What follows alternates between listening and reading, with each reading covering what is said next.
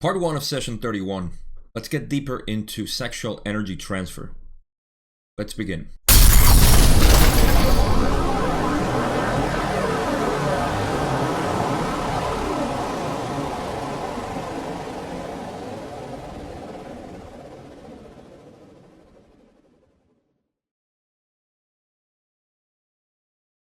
So, after finishing book 1 in session 26, we ended with a last question about sexual energy transfer, and this was in the original books in book 2, because Don, as you can see in this session, they got really into the details of sexual energy transfer, and Don wanted to get the information from session 26 and put it into session 31, so it would make more sense. And you can see the logic behind that, because in session 26 they were just finishing up the narrative that they had so far about the evolution in our planet Earth from second density to third density, and they were just wrapping up. So this was a question that actually Carla had in session 26, so they moved it into book 2. But because I covered that in an addendum that I made, go watch it if you haven't, which is the last question in session 26, or at least the last question of importance. And I covered all that already. It had to do with the blockages in the energy centers for this transfer. So now we're going to go into session 31 as it is in the raw contact or the re-listened version, depending on which version you have. But if you have the original books, then you would see that in book 2, that question from session 26 is included here. So maybe was an unnecessary explanation or clarification, but since we talked about this in a previous video, I just wanted to mention that that question is not going to be here. So in this part, we're just going to cover the sexual energy transfer that they spoke until, I believe, is question 8. And after that, they get into homosexuality, which is a very controversial topic depending on who interprets the material, and it's open to a lot of interpretations, of course.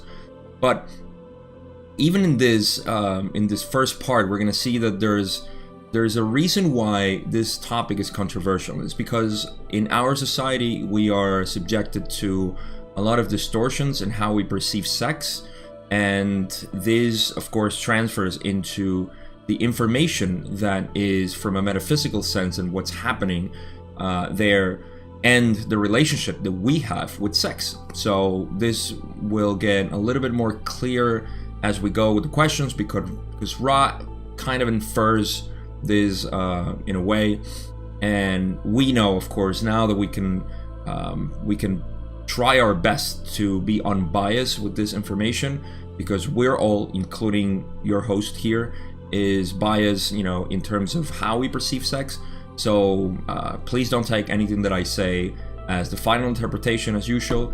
Also, make your own conclusions, and that's basically it. I'm just going to do my best, to describe all this information that they gave us. And with homosexuality, it's going to be a different video, of course, and we'll get to that when it's needed. So the first question that I have, again, they started with a question because, as you have seen in the previous videos, Carla at this point was feeling a lot better.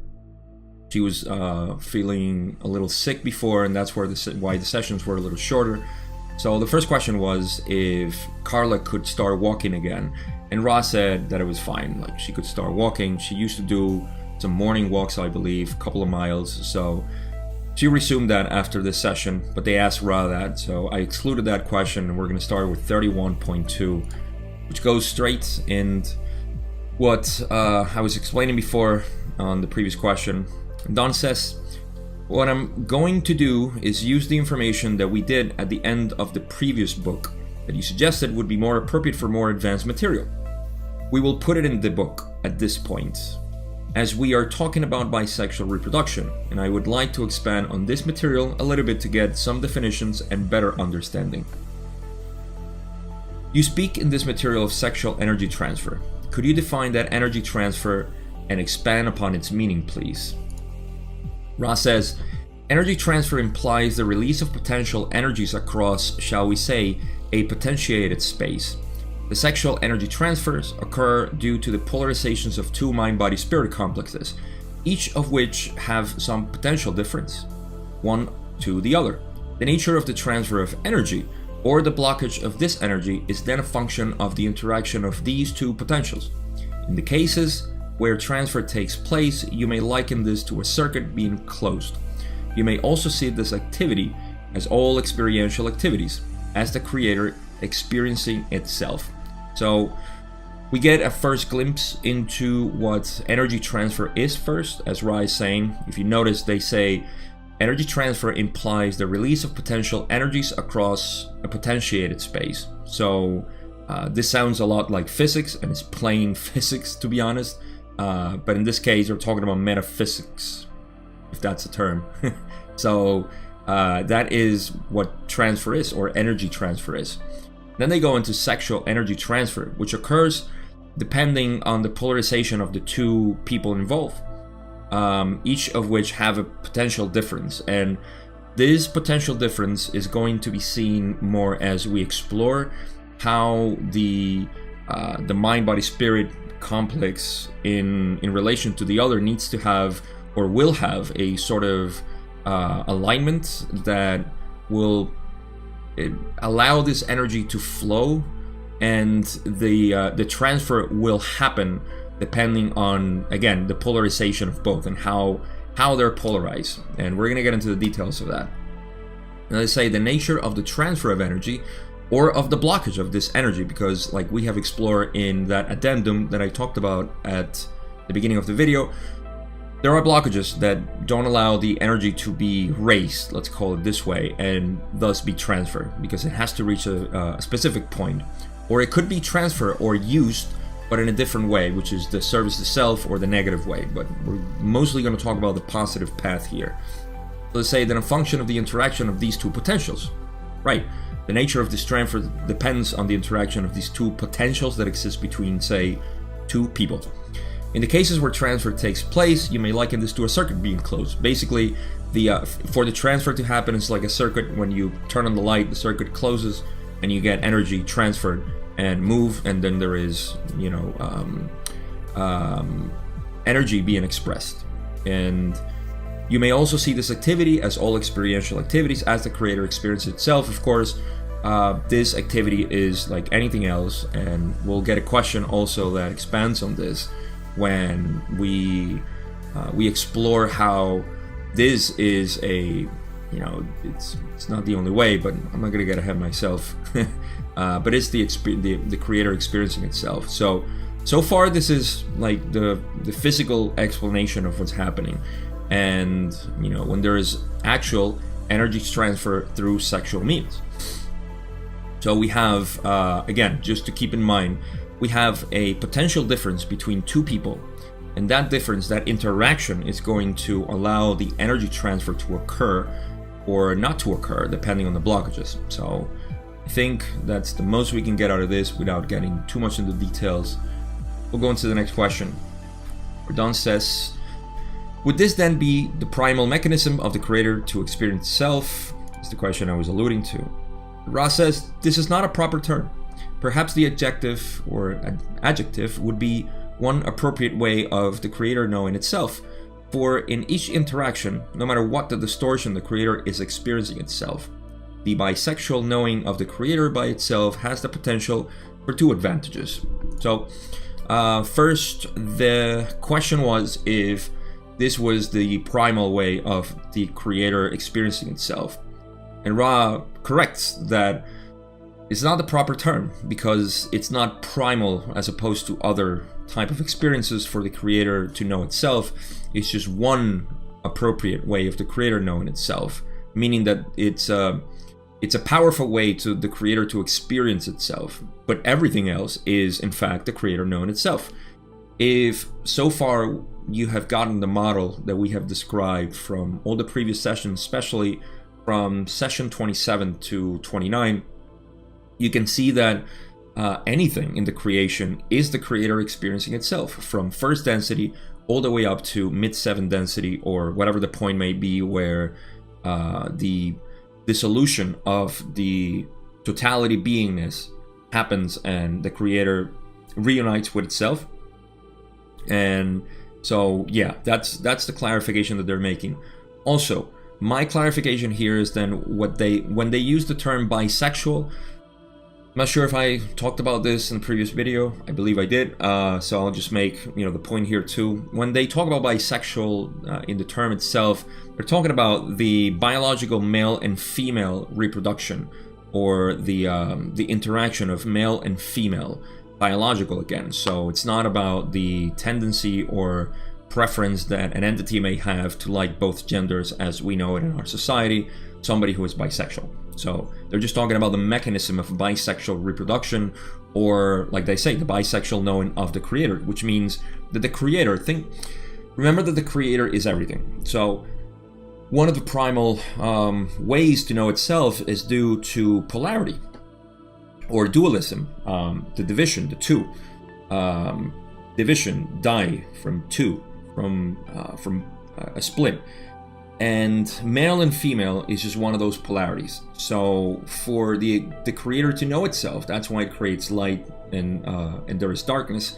There is all kinds of polarities that we can have, up and down, whatever you can think about. It's for the creator to know itself, is the dimensions, right? And in this case, the male and female is a way to know itself even more, because the creator has no gender. So being infinite, there's no really need to have a gender. There's everything is in there.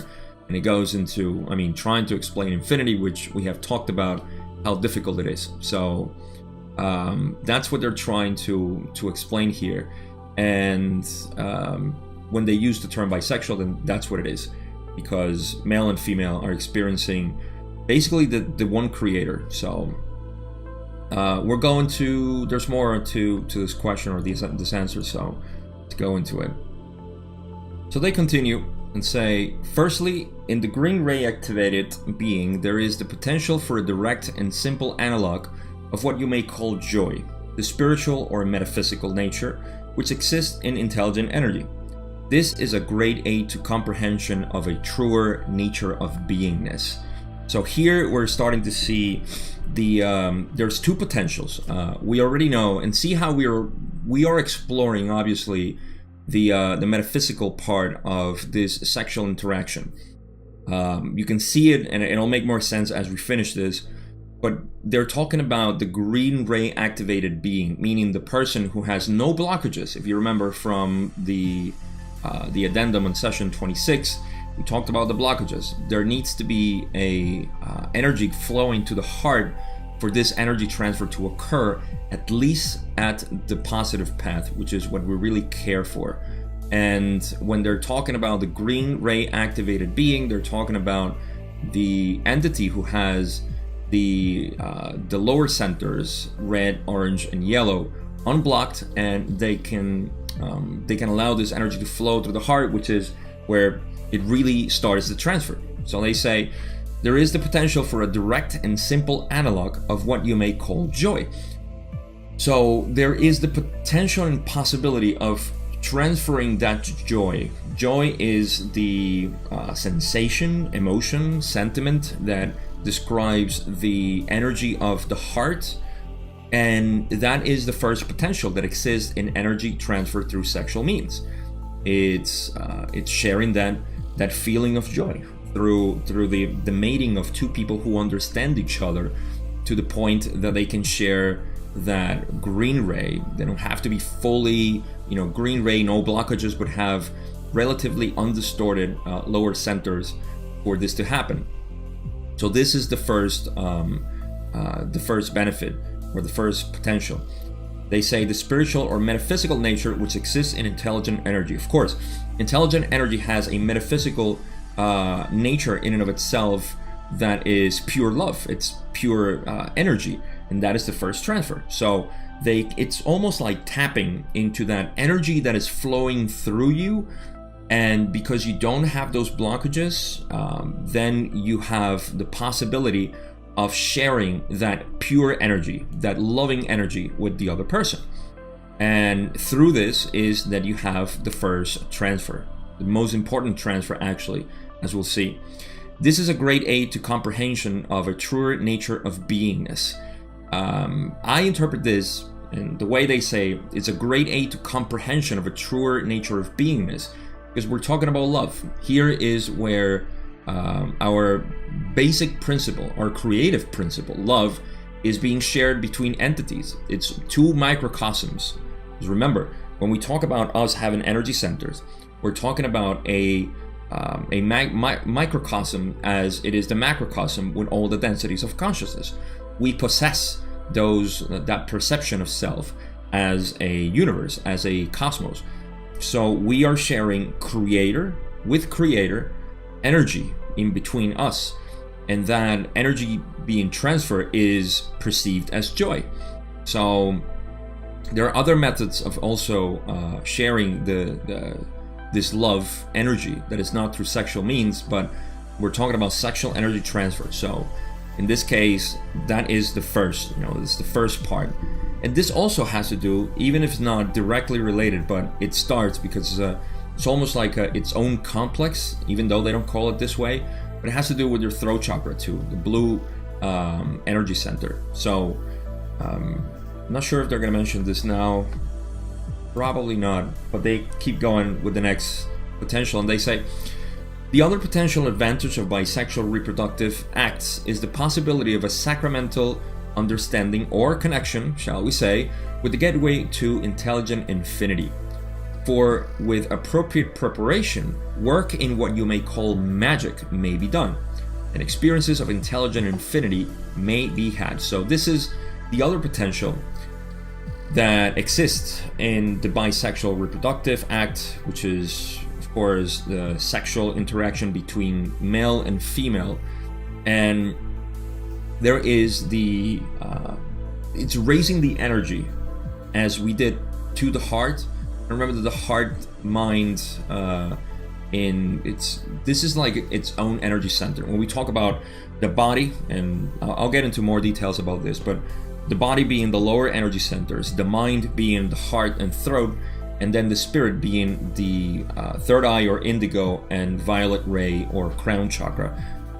So there is activation, say, of the heart mind, and that allows for either pure love, undifferentiated as we know, or wisdom, honesty, love shared as well, which they haven't explained here yet, but that is the first potential. And the second potential is that you make contact with intelligent infinity through this energy transfer, because the potential of this energy transfer is also depending on how much I vibrate. And remember at the beginning they talked about potentials.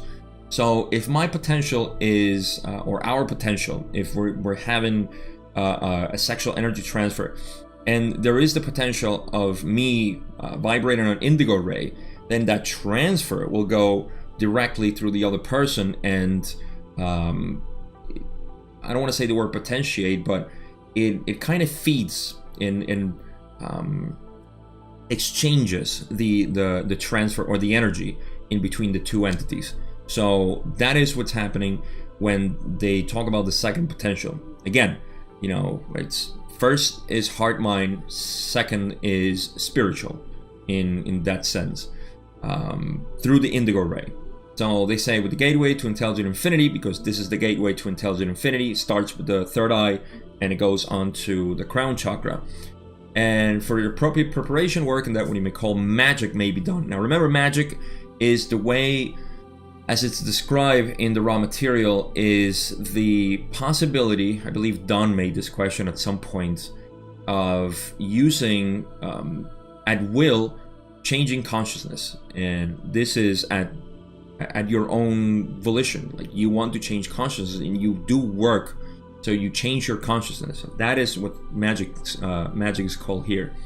And the experience of intelligent infinity may be had. So with this kind of activation, which again, it's kind of rare in our society, no wonder why, but there's that potential that this can be done. Tantra comes to mind because that is probably the most developed and advanced method of sexual interaction between humans that we know of, that has been developed so far, at least in our recent history. So you can see that there is a lot. I'm not extremely familiar with all the techniques, but I know that there are breathing techniques, there are posing techniques, there's all kinds of interaction, and of course, there has to be a clear entity or two clear entities to have this sort of interaction way when they don't have blockages and they are vibrating with true love and honesty, which is really all this energy centers all the way to our throat chakra. So when that happens, then you can actually have these mystical experiences or transfer energy from what's called sacramental into the other being, and it goes both ways. It doesn't go all the time both ways, or it doesn't have to be both ways, but I'm getting ahead of myself. So far we have covered that there is a potential between two entities. Depending on that potential, there is transfer.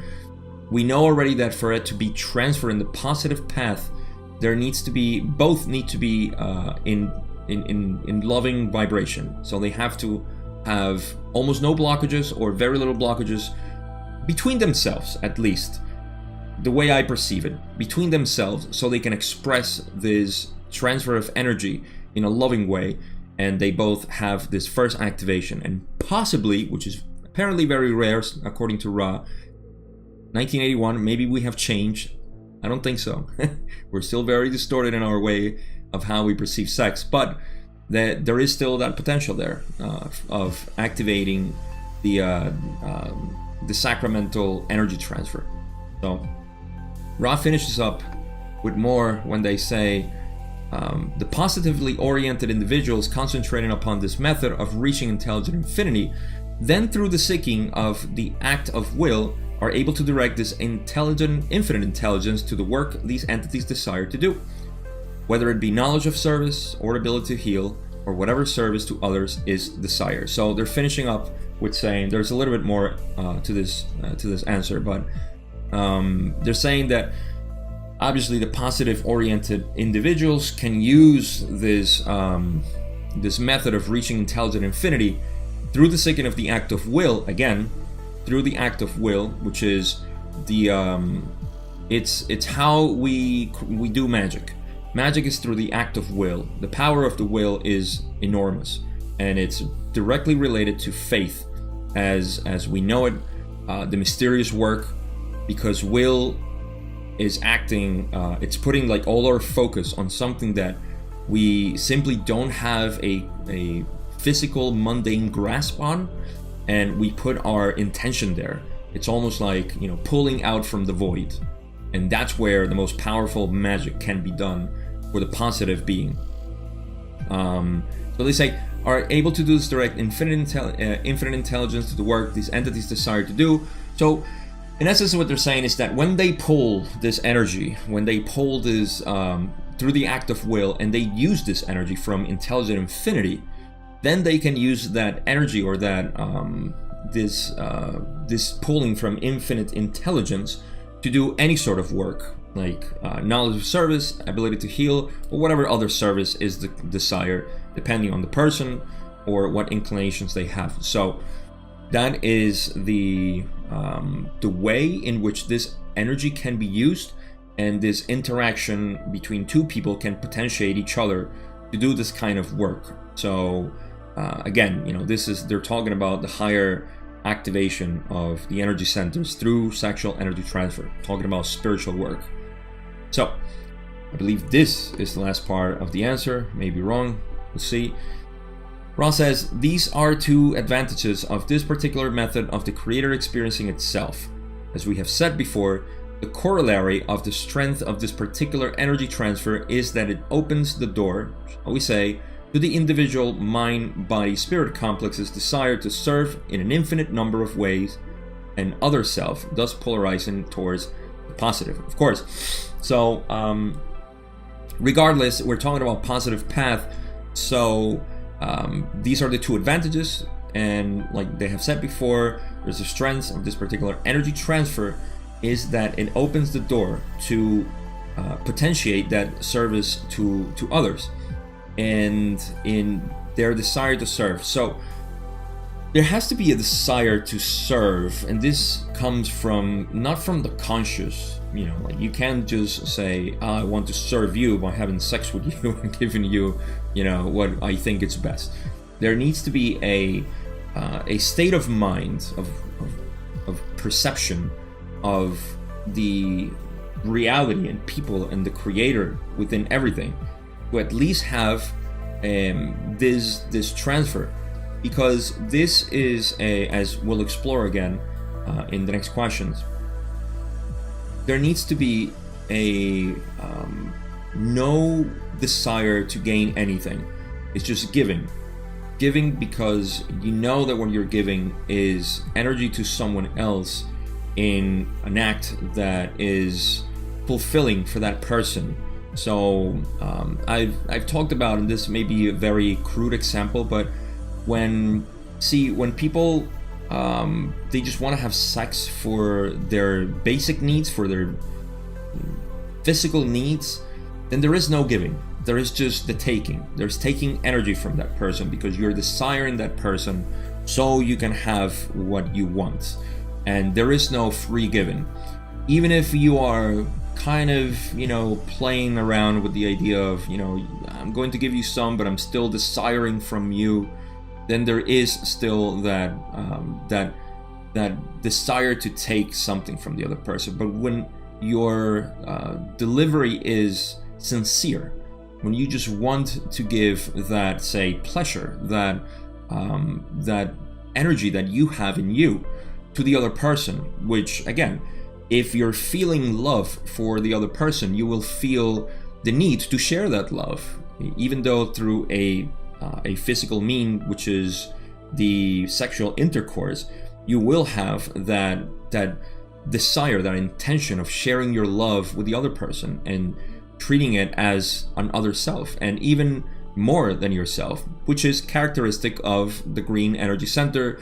You kind of like give away more than you even think you can receive. So that is, it's not a balanced way, of course, to doing it. Not encouraging anybody to act in any way. Not that you could in any case. You would have to have your own, direction, or your own energy centers need to be vibrating there. But that's what's happening, or that's what needs to happen, is the freely giving of your energy to the other person. It's like when you give something as a gift and you don't expect anything in return. You're happy that the other person is receiving this from you. So this you can see already, because of our distortions of how sex is, there could be a lot of confusion here, and I wish I could explain more with examples, but that's just the best way to see it, is just how sincere you are in the act of giving your sexual energy to another person. And that's the best I can put it. So next question. Don says, can you expand somewhat on the concept that this action not only allows the creator to know itself better, but also creates in our density an offspring, or makes available the pathway for another entity to enter the density? It's a good question. So we're going from sexual energy transfer, and again, we're going to keep expanding on this. So keep in mind all those concepts that I just kind of elaborated, and it's going to make more sense as we go through the other questions. But now Don is taking a little sidestep here and asking about how this method of the creator knowing itself creates a baby. How can this create a baby, in terms of the energy transfer that is happening? We're still talking about sexual energy transfer. So Don is asking, how does this play, in the act of creating an offspring, a baby, and makes available the pathway to another entity to enter this density. So it's not just to creating the baby, but you can see that Don is going through the thought process of, when you have sexual interaction in a bisexual way, of course, then you have the possibility of allowing another entity to incarnate in this density. So that's what Don is asking, like, how can you explain or expand somewhat, this concept that allows another entity to incarnate here on this density, and how does this play? So Ron's going to give a pretty good answer, which again, I think is very methodic in the way they explain it. So they say, as we have previously said, the sexual energy transfers include the red ray transfer, which is random and which is a function of the second density attempt to grow, survive, how we say. This is a proper function of the sexual interaction.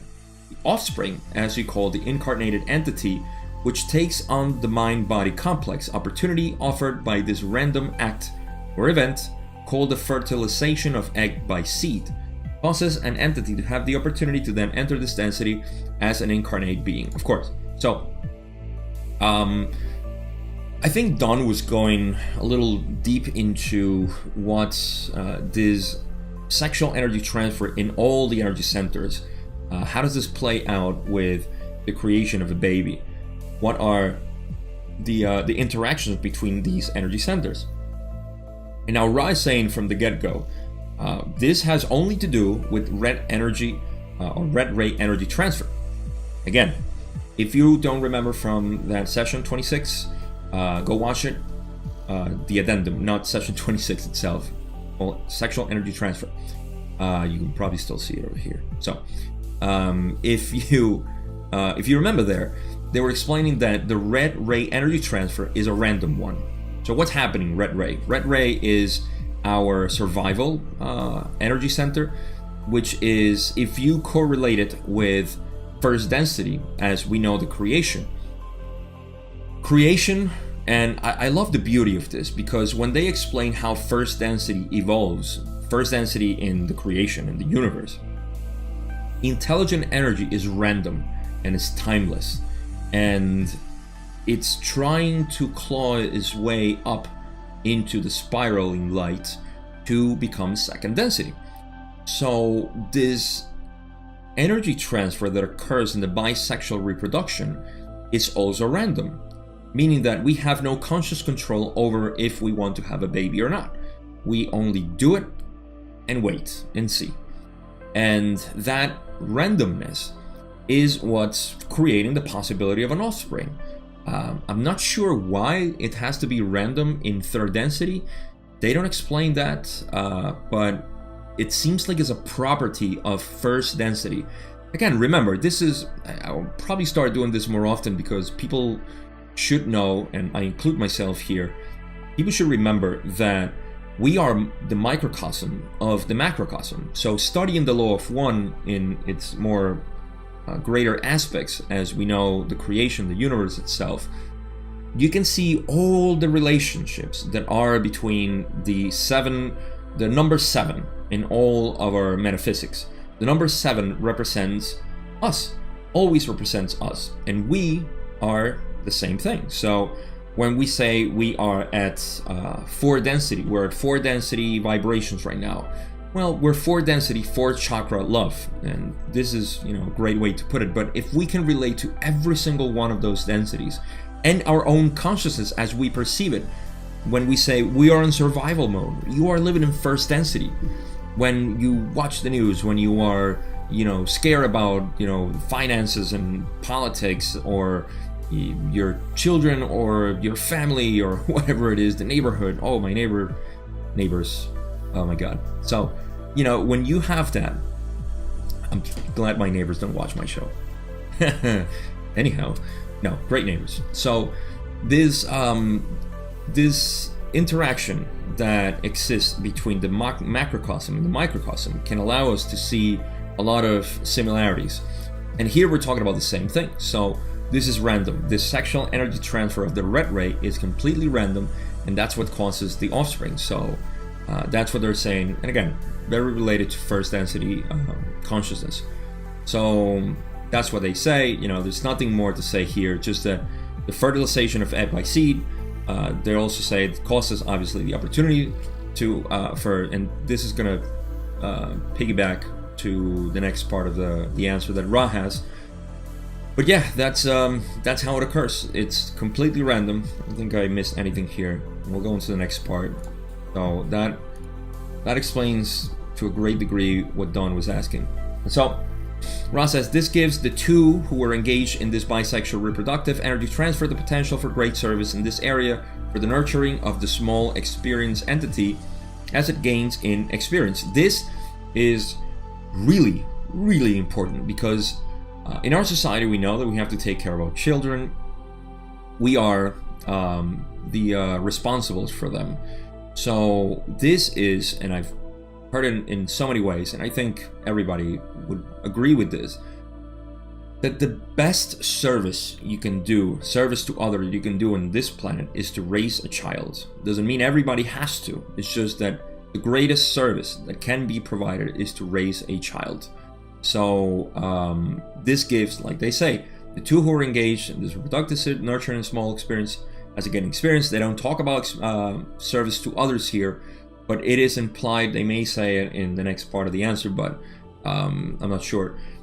The point is that this possibility is giving a lot of experience or potential experience to the two involved, so they can be of service. So I just wanted to know that in. All right. Last part of this answer, Ross says, it shall be of interest at this point to note that there is always the possibility of using these opportunities to polarize towards the negative. And this has been aided by the gradual building up over many thousands of your years of social complex distortions, which create a tendency of towards confusion, shall we say, or baffling of the service to others aspect of this energy transfer and subsequent opportunities for service to other selves. Here is where Ra drops the society distortion bomb on us, and this is where I'll probably add most of my philosophical view on sex. This is something that since I was a teenager I realized that there was such a disparity, and not that I knew any better, I just knew that it was something normal and that there was a lot of shame, and it did create a lot of distortions in myself in how I perceived this to be something hidden. And I think a lot of our I would say inclinations or orientations may have to do with how forbidding something seems. We always talk about this, and how we interact with that forbidden part in our own makeup, our own personal makeup of who we are. So the fact that this has been, sex has been, treated as something that is, it needs to be limited. It can't happen all the time. You only have to have one partner. You have to be partner for life. You need to get married. There is, and this is just the moral distortions. We don't get into the economic distortions that we have, that just think about how really backwards we are. That sex, one of the biggest fears of sex is to have actually a child. Because in this society, we can't afford to have children. You can see the oppression coming from the elites that has been trying to control. And the elite, I'm talking about the Orion group that has obviously the not so positive people here acting for them, and how they repress society to the degree that those who want to have children need to think about first of the economical advantages that this may have or not. So more often than not, it's always it's a disgrace for the family, for somebody so young to have a child. And I mean, I can go on for hours on this, but this being first, like the first energy transfer that occurs in sexual energy communion, there is the possibility of having an offspring, having a child. From here, we have already a blockage. We don't want to have a child. Then, with the moral distortions that we have, we only want to have sex because sex is forbidden, or it's something that we want to explore. Obviously, once we grow up as teenagers and we want to explore our bodies, and we start feeling this attraction. Also, that's another big point in this whole topic: the natural attraction, the magnetic attraction that we'll start feeling when we're teenagers to another person, and it's inevitable that it will happen. So from a metaphysical point of view, you can see how the way we perceive sex already, and we're not getting into any sort of fetish or again, inclinations, orientations that we may have because of the perceived blockages that we must have in terms of keeping ourselves in line with society and just being as prude as possible when it comes to talking about sex or even exploring ourselves. So something that is so basic. And they're saying that, let me go back to where they say, this has been aided. Well, first of all, they were talking about the negative polarization of this, and I'll explain why. First of all, they say, it shall be of interest at this point to note, I love how they just put that in like, hey, well, you didn't ask this, but let me just say, let me just say that the opportunities that have the, I just love how Rob would sometimes, they don't want to answer a question, they're just like, no, yeah, okay. Dinosaurs couldn't feed themselves. This, well, let me add this, please, so you know, if you don't know already. Alright, so they say always the possibility of using these opportunities to polarize towards the negative. Now, how do you polarize towards the negative? You block your, or you have blockages in your, unknowingly. I mean, this is just how things are. You know, sometimes a lot of people are polarizing towards the negative because it's the status quo. And we can see this now in our society. I mean, a lot of people are enforcing. I love what Peter Joseph used to call I forgot how they said, self-appointed guardians of the status quo. That's what he said. Self-appointed guardians of the status quo. They buy so much into the narrative that they become self-appointed guardians of it. Not because it makes sense to them, or it may seem to make sense to them, not into themselves, but into what the others buy. So a lot of people in this mentality, what they're doing is that they are somehow they're polarizing towards the negative by not being of service to others, by not allowing themselves to flow free into the other person, to see themselves in the other person.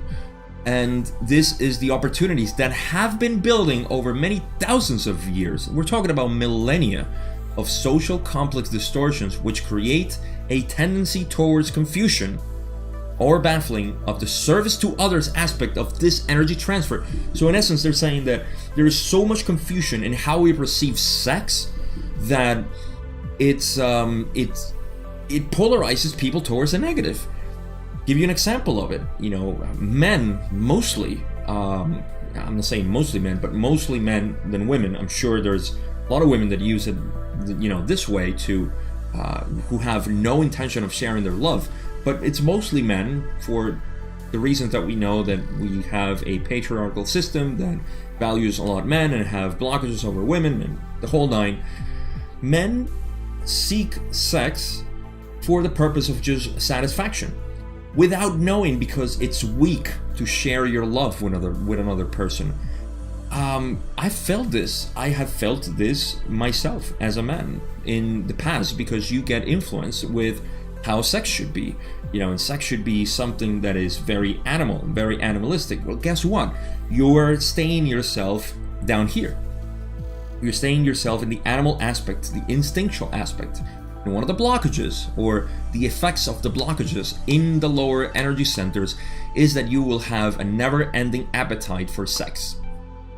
I know what that feels, because you're not allowing that energy of being shared with another person through love. You're not flowing that energy. So this is the confusion that is happening, and baffling the possibility of service to others by allowing that own love that is flowing through you, because the energy that is going through you is just pure love, and sharing with another person. And again, this goes with different biases and the way men, mostly men, again, you know, nothing again, you know, my counterparts, males, but we know it's true.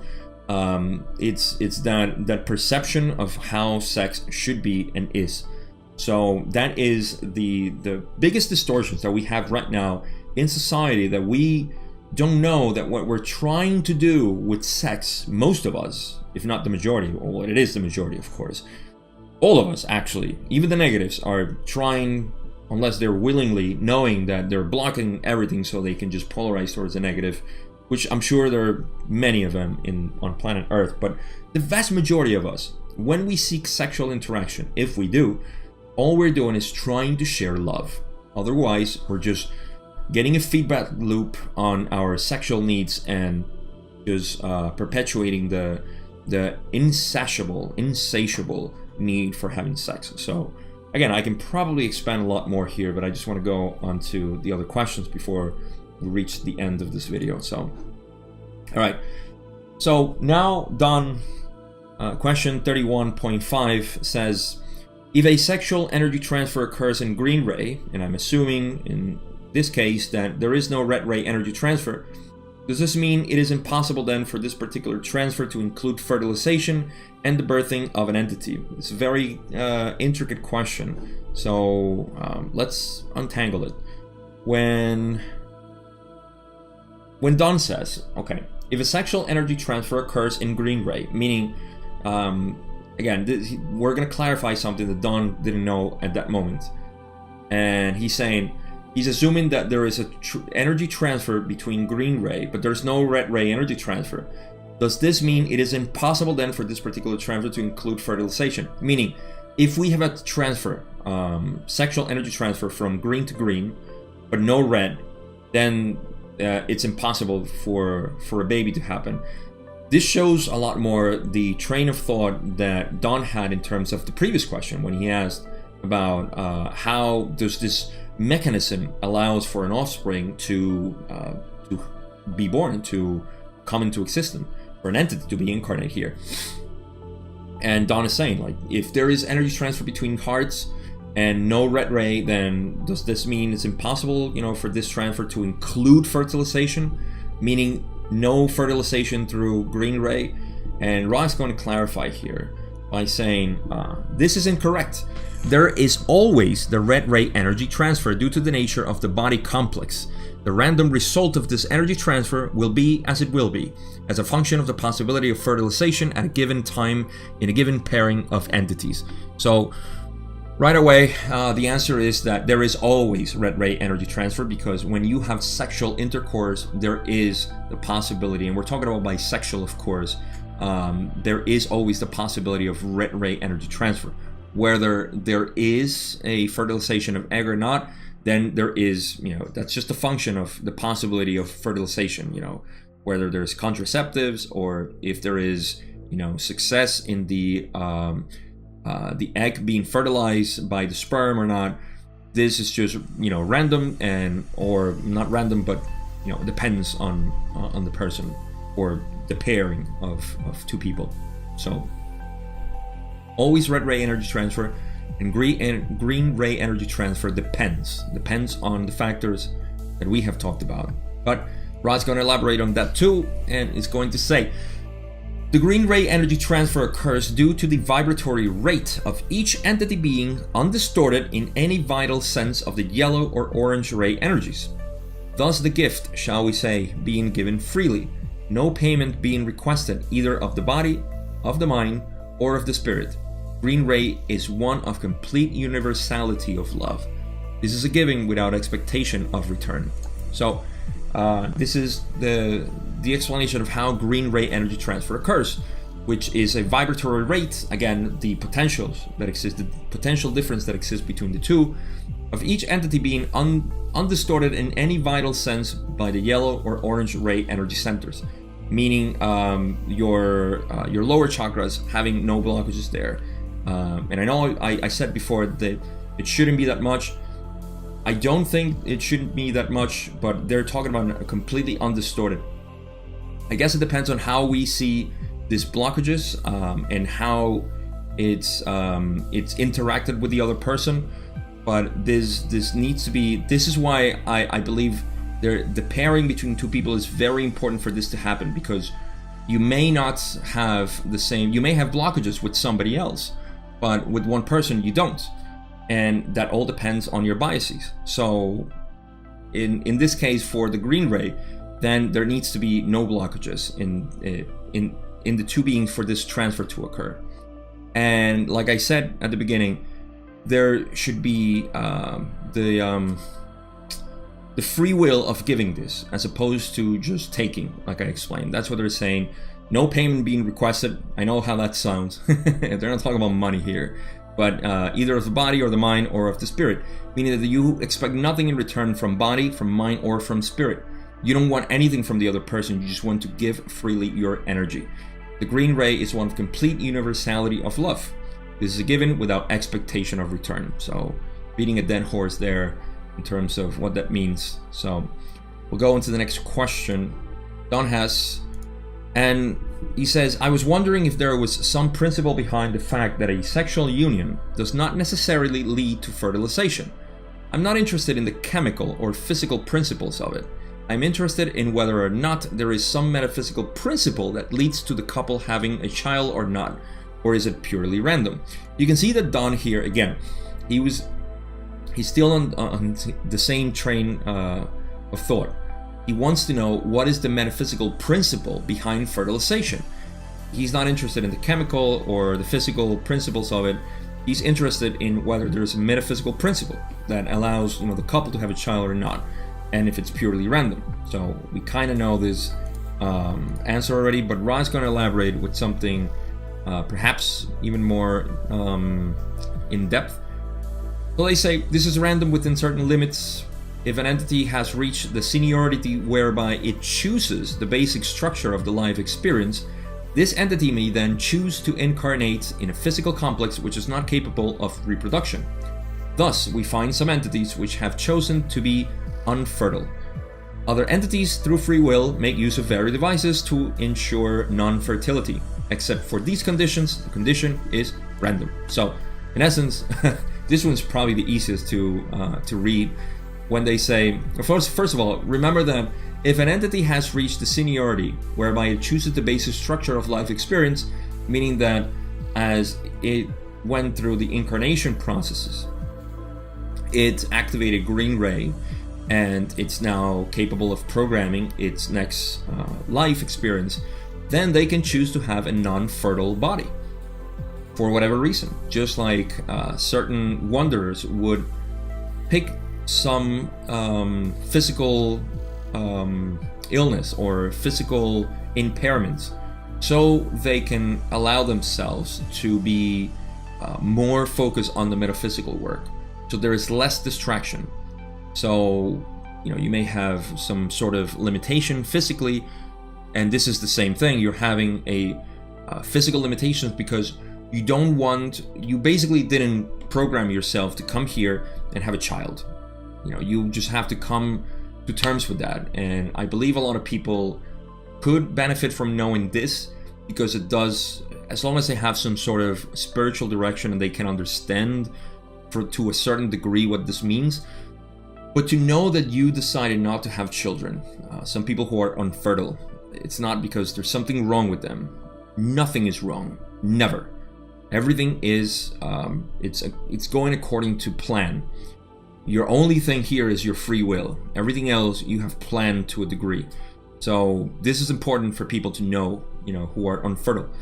And the other things is that through free will, some people use various devices to ensure non-fertility. We're talking about, again, contraception. So if people are using contraception, guess what?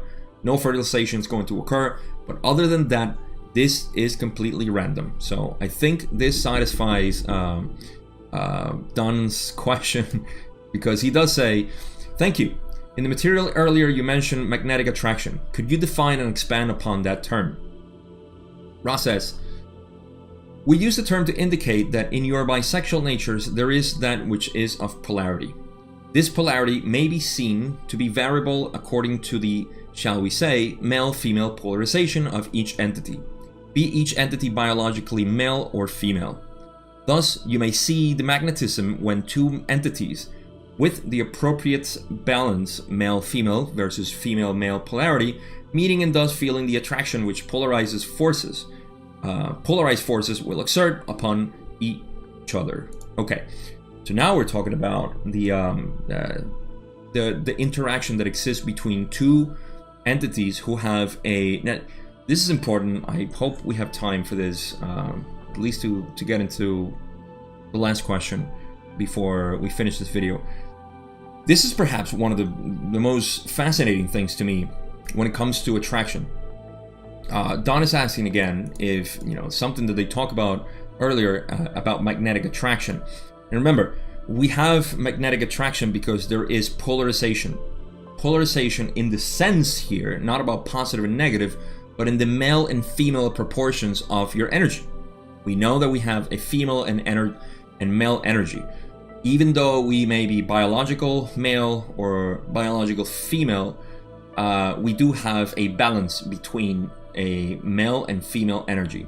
So you will have very masculine women or very feminine men, or you may have a very masculine man and a very feminine woman. So this is the spectrum in which we kind of glide, or we fall into, depending on many factors. One of them being our previous incarnations, but let's not talk about that. It has to do with how your energy is. This is completely normal, and because of this difference of the energies, and this is why you see that some say, let's give the example of a feminine man wants to have a masculine woman, somebody who is very assertive and that can take care of things and has that masculine energy. And same thing happens in reverse. A very masculine, say, man would want to have a very feminine woman. And I mean, you can play with the spectrum here as you will, but that is what they're talking about. Because of this this difference in polarity, then there is attraction. Because the one person may want to have the other part that complements it. And again, the masculinity of the person doesn't have to do with the biological body or the biological manifestation of it. You can have a very burly man who is very soft inside, who is very feminine, and a very small petite woman who is very masculine. So there is that, and there's of course the classic really macho men, and then the very delicate woman. So I think I'm beating a dead horse myself here too, but that's what they're talking about. Now, if we can keep that in mind, we read it again. They say we use the term to indicate that in your bisexual natures there is that which is of polarity. This polarity may be seen to be variable according to the we say male-female polarization of each entity, again independently of biological. See, they say be each entity biological male or female, doesn't matter. Thus you may see the magnetism when two entities with the appropriate balance, male-female versus female-male polarity, meeting and thus feeling the attraction which polarized forces will exert. This is a metaphysical metaphysics of what happens, and that's what they exert upon each other. So the next part of the question is, this is the strength of the bisexual mechanism. It does not take an act of will to decide to feel attraction for one who is oppositely polarized sexually. It will occur in an inevitable sense, giving the free flow of energy a proper, shall we say, avenue. This avenue may be blocked by some distortion towards a belief condition which states to the entity that this attraction is not desired. However, the basic mechanism functions as simply as wood. We say the magnet and the iron. So what they're saying here is that this will work as it will, and that when they say it does not take an act of will to decide to feel attraction for one who is oppositely polarized sexually, we don't decide that. We don't say, well, you know what, I want to be attracted to very masculine women, or I want to be attracted to very masculine men, or the opposite, or whichever way you want to configure it. It does not take an act of will. It simply is. It will occur. It's an inevitable thing. And giving the free flow of energy, this is very important. So bear with me here. The free flow of energy, a proper avenue.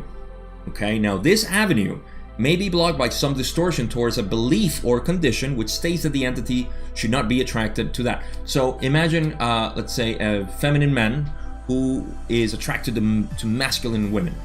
But because in their society and their friends, their circles, they see, masculine women as something undesirable, this person will have biases against it. So he will feel very attracted to this woman, but he would just feel like it's not right, so he would block himself. That is a blockage. You are fundamentally attracted to that polarity, that which you need. And from here, you cannot do anything else but block yourself or allow it to flow freely. So this is what they're talking about. Same thing happens. I mean, it's very very common, with women who have the blockage with men because for several reasons men have been, and this could also be a family thing. If your family has a tendency, for very feminine women, then you will want feminine women and you would not want a masculine woman. That's why a lot of men, even though they are attracted, they feel sort of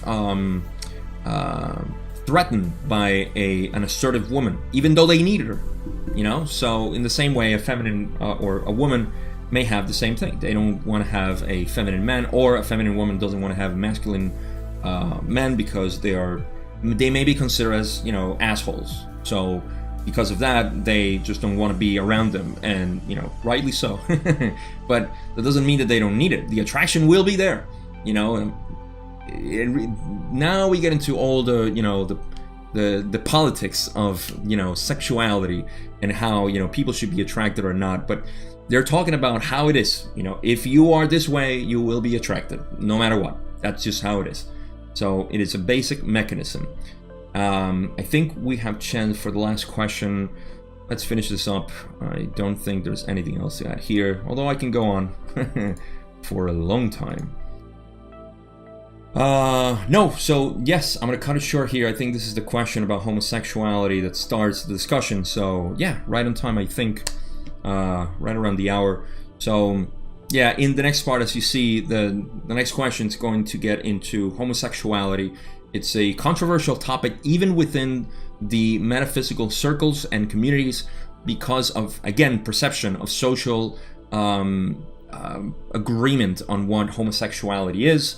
Ra does give some interesting information, but it needs to be discerned by the person itself. I'm going to give my interpretation as always, so that is going to be in the next video, second part on session 31, and hopefully it just gives you, as usual, something to stand upon so you can reach further levels with this information if this is something that interests you, because we're talking about the origins of, or the origination of homosexuality in our society and other topics there that are important in terms of sexuality itself, and some energy transfer also. So we will explore that in the next video.